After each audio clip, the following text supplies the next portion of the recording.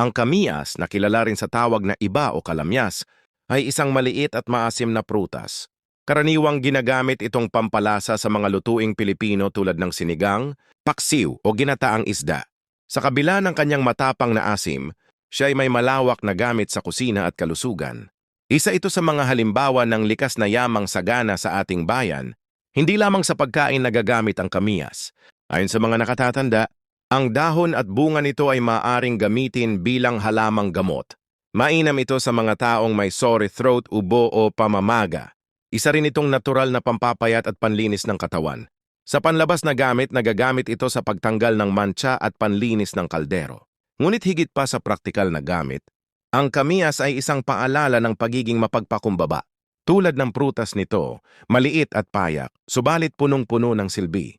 Sa panahon ngayon kung saan mas pinapahalagahan ang mamahalin at imported, paalala ang kamiyas na ang tunay na halaga ay hindi laging nakikita sa panlabas, kundi sa kung paano ito nakatutulong sa kapwa.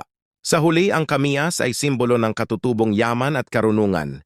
Isa itong paalala na sa simpleng anyo ng ating kapaligiran, may mga bagay na maaaring maging susi sa kalusugan, kabuhayan at kultura. Kaya't huwag nating maliitin ang maliliit na bagay, tulad ng kamiyas.